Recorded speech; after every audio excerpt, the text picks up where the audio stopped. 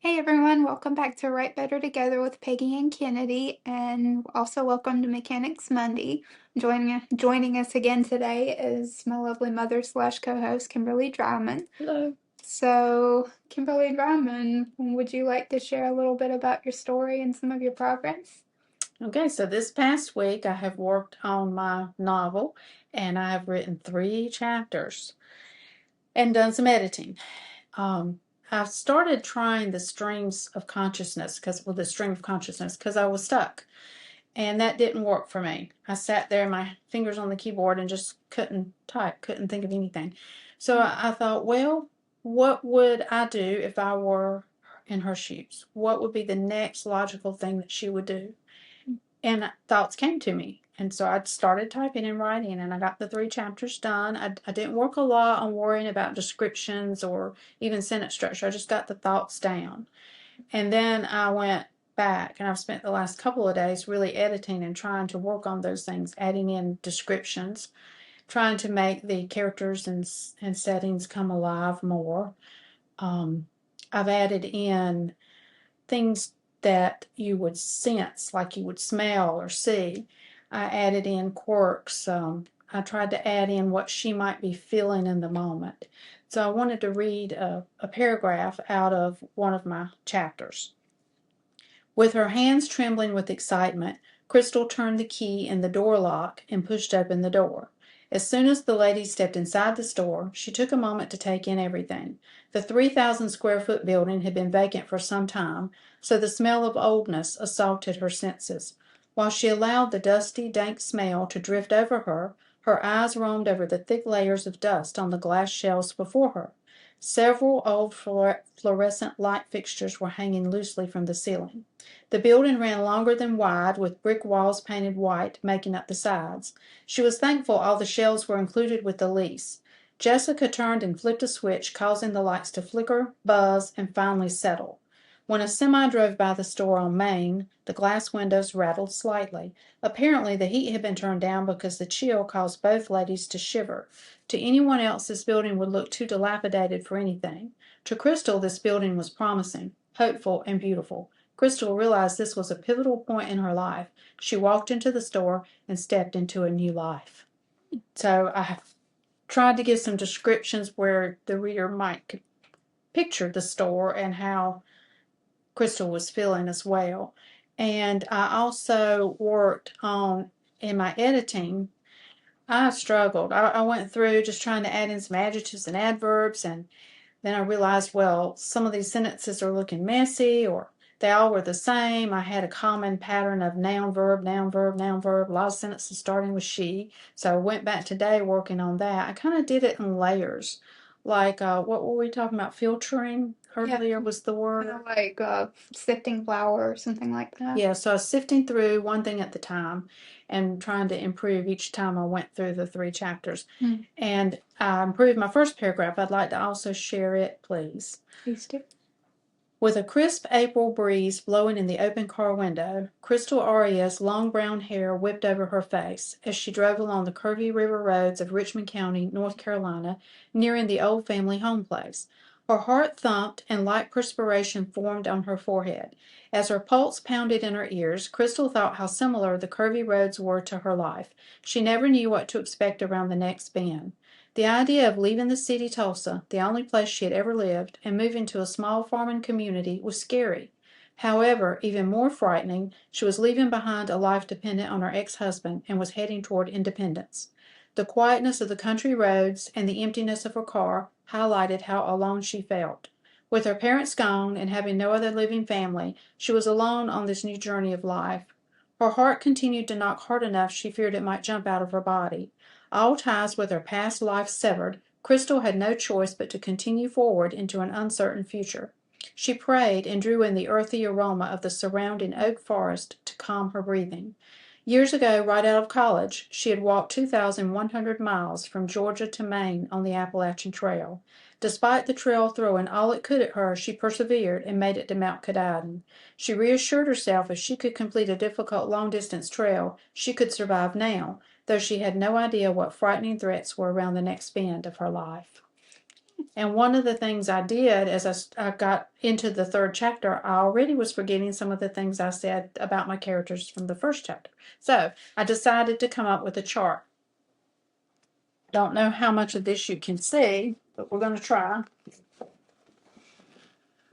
So I charted as I was writing details in the novel. I put them on this poster board because I don't have a whiteboard right now. And I did it by characters over here and places over here.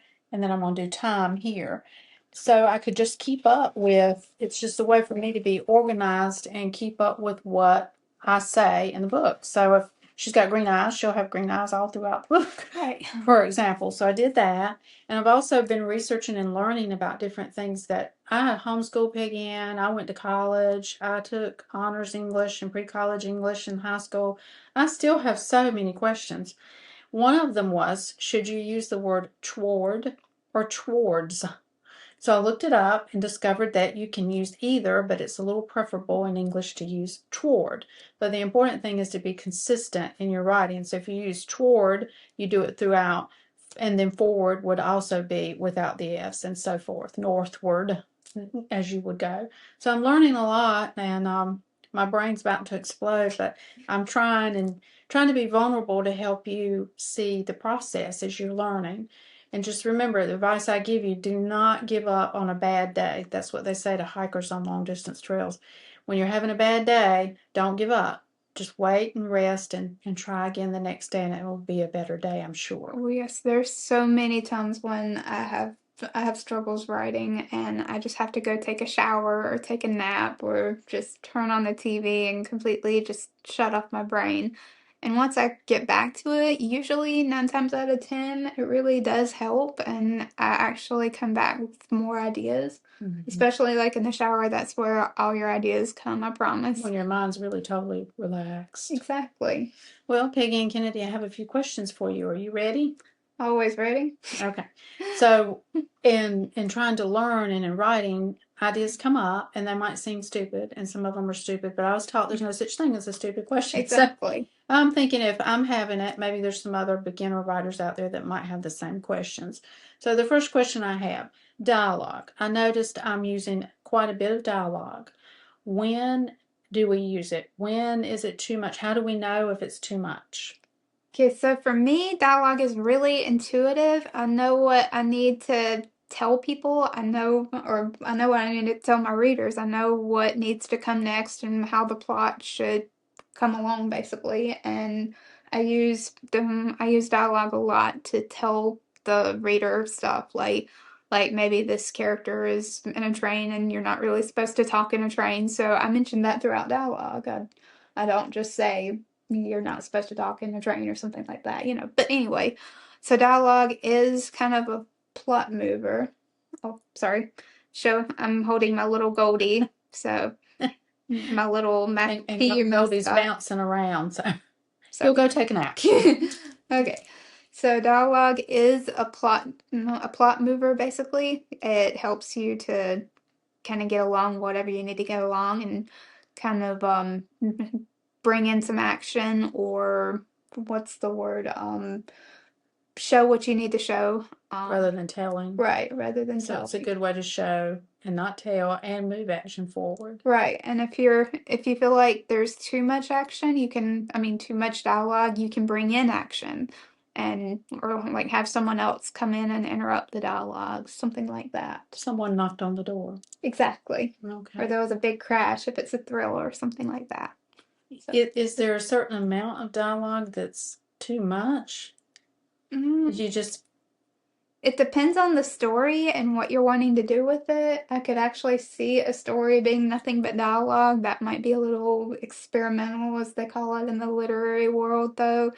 But I'd say kind of salt and pepper it, like have a little bit of description or kind of explaining what's going on and a little bit of dialogue in there, if that makes sense. So make sure we're not wasting dialogue. It has to have a purpose generally. Yes. To either reveal something about the characters or the story or move it forward somehow. Yeah, you can reveal a lot of descriptions too about characters and like what they look like or what they're doing. That brings me to the next question. So descriptions of characters and settings. How do we get them in the story without it seeming forced? For example, she had long hair. She was blonde. She was old. Okay, so I have a little reading thing that I did not write this. Matthew Lewis wrote this in the 1790s, and I do not recommend it. But I have Why do you not recommend it? because it is very wacky, and there are a lot of characters who die in very violent ways, and there's a lot of violence in it, and Okay. it's just a really dark story. My professor says it's the best story ever written, and I don't know, it And you just kind of disagree?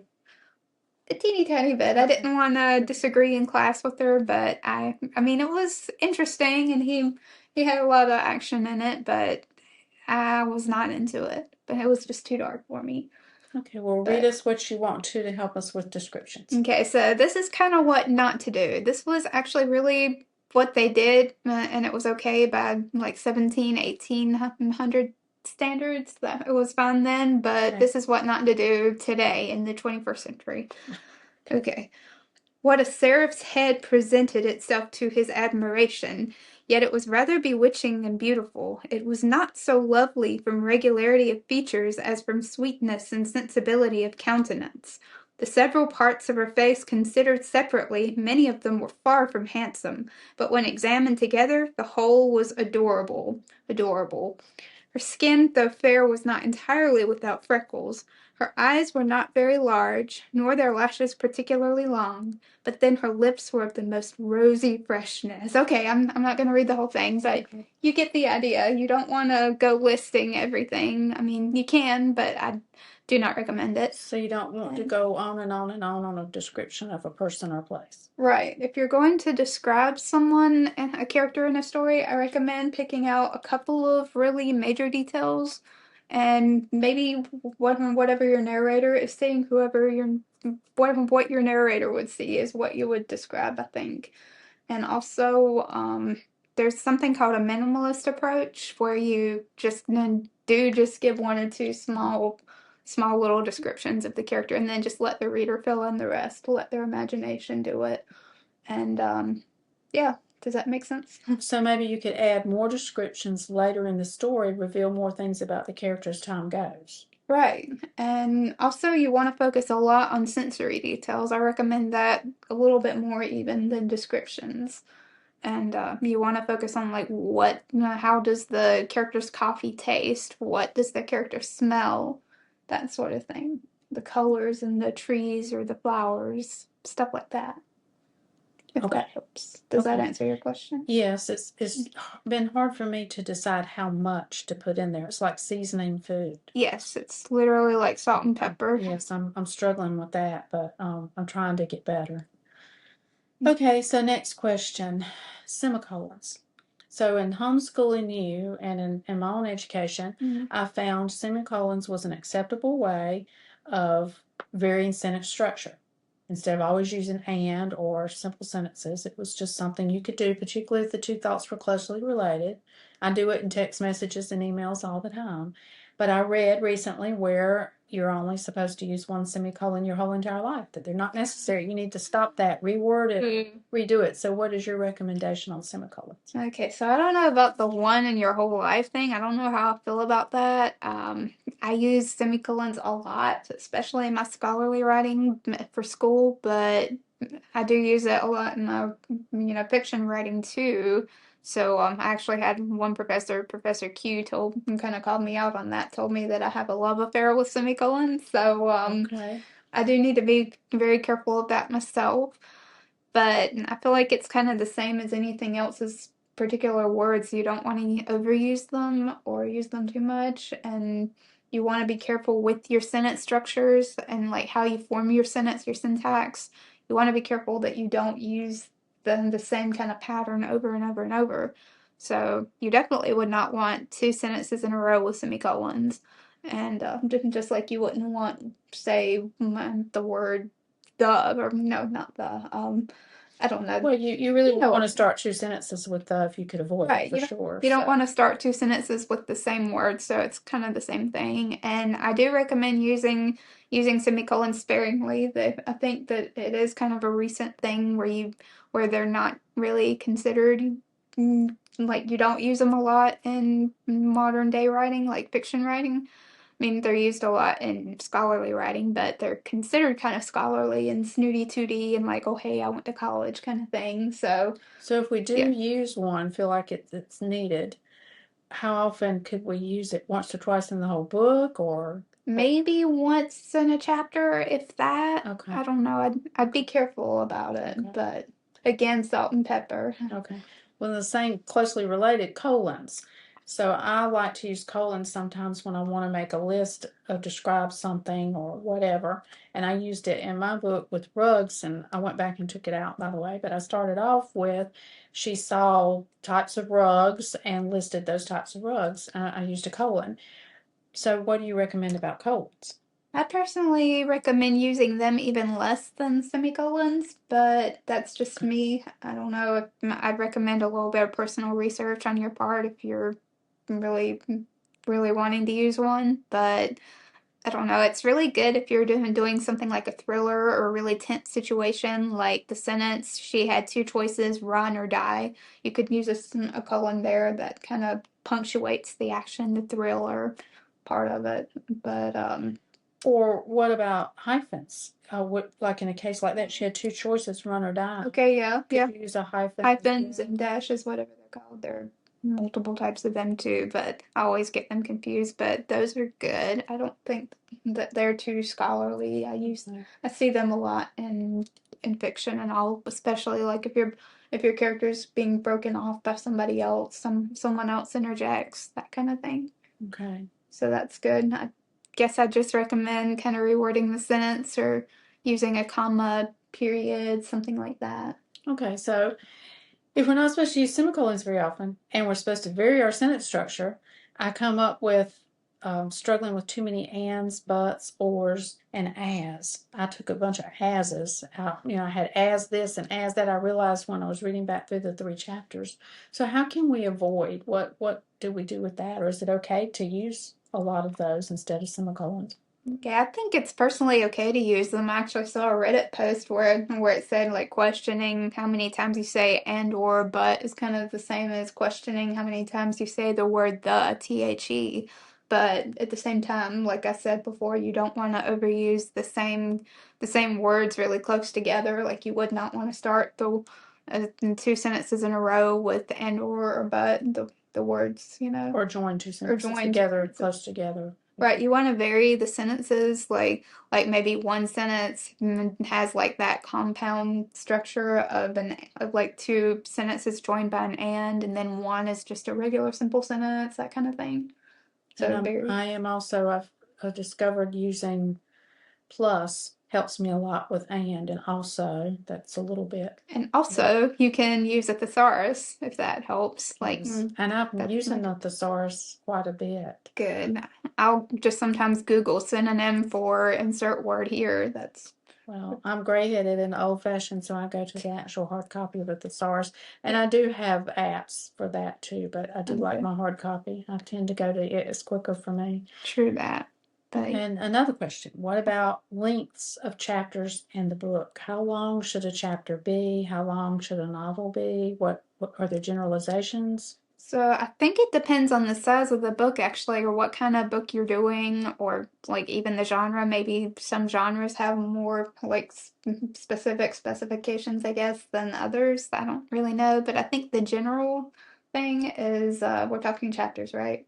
Yeah, chapters. Okay, so And then books later. I think generally from my research, I saw 2 to 5,000, 2 to 4,000, or 3 to 5,000, but Words. words, yes, words. I think that's right. Okay. But I don't know. It kind of depends on what's happening to me. I really feel like chapters are episodic or like they or a specific scene, kind of like in a play. Like you Mm-hmm. have Act 1, Scene 1, Act 1, Scene 2. That makes It's sense. kind of like that to me, at least that's how I see it in my head. And after every scene, whenever you're done with that scene and you want that scene to end and another to begin, that's the end of a chapter. Okay. And I feel like it can be pretty intuitive about that, but I don't know if y'all want a specific episode on that, let me know. But So publishers look for a novel to be fiction to be how long? ooh, that I do not know. Um, I read 7,000 to 10,000 words. Does that per sound chapter. about right now for a book? Oh, The length of a book. 70,000, excuse me. yeah, I was I about to said say 7,000. 7 to 10,000 sounds a I'm little sorry. short. 70,000 to Yeah, 10,000 words. that Sorry. sounds about right. Yeah, it depends on the publisher, depends on the genre. So definitely look up your genre, what you're trying to write, thriller, fantasy, horror, whatever.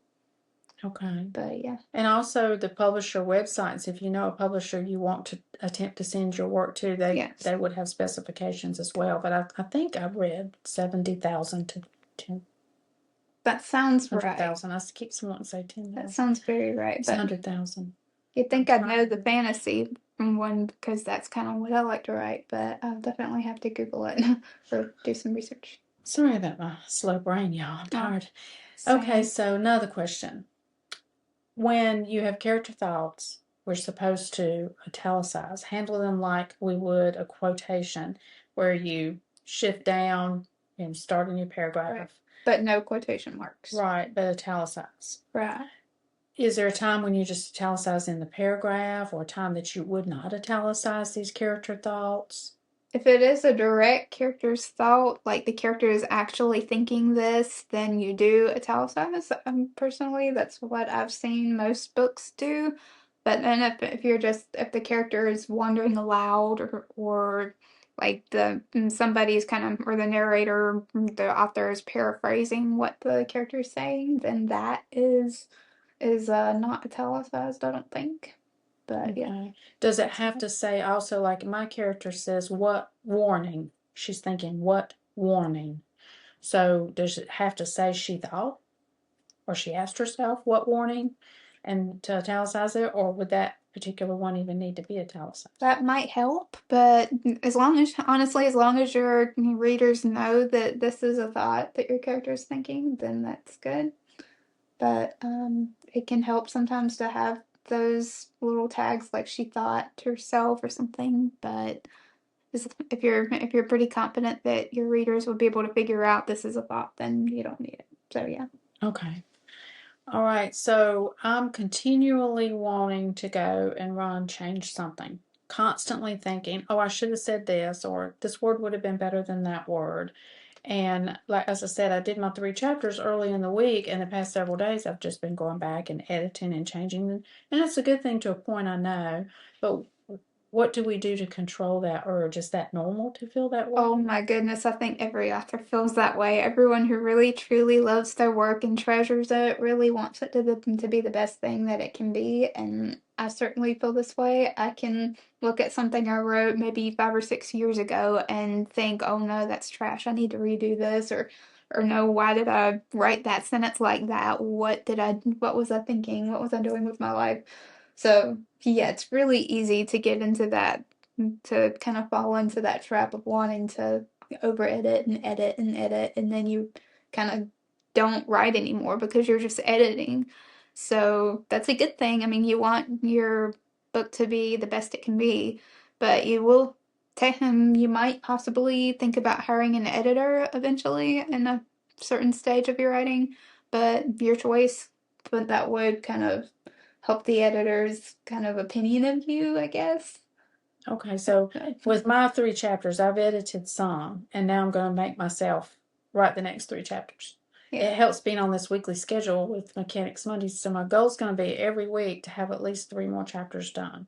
Yeah. So if I can work on the 3 and edit as much as I want until the next week, then I'll work on the next 3. That keeps me on a schedule. Yeah. I'd recommend just editing a little bit at a time if you're going to edit. And personally, I'd say try not to look at it at all if you're like me and you just cannot resist. But just if you do want to edit, just try to just do a little bit at a time and then force yourself to keep moving forward and not to just get lost in the revision process. A schedule helps that, but again, that's a plotter and wanting to keep to a schedule. But if I don't keep to a schedule, I won't do anything. Yeah, I get that. Okay, well, I guess that's all my questions for now, and I hope that you'll bear with me as I share and be vulnerable, because I'm definitely not a writer, but I want to show that we can write. We can all write together. And with her podcast, she can help us, and hopefully we can learn. Please share. If you have questions that you'd like us to answer, Peggy Ann can help us with them, or if you have answers to the things that we discussed today, please share in the comments. We appreciate that a lot. Please do. We do like comments a lot, and we'd love to know what y'all want to see, what y'all really need help with, or what interests you the most, or that sort of thing. So Yes. please let us know. And please like and subscribe and all that fun stuff. And please join us for our Writer Wednesday, in which we interview a very fascinating writer who is a veteran, actually. That's how I originally met him. So, And his name? Tony Scardino, I believe. I hope I'm pronouncing that name right. Well, we'll look forward to that. Please do. He's a very interesting guy. So please check that video out this Wednesday. And thank you all very much for watching. And remember, we could not have done it without you. Thank you. Bye. Bye.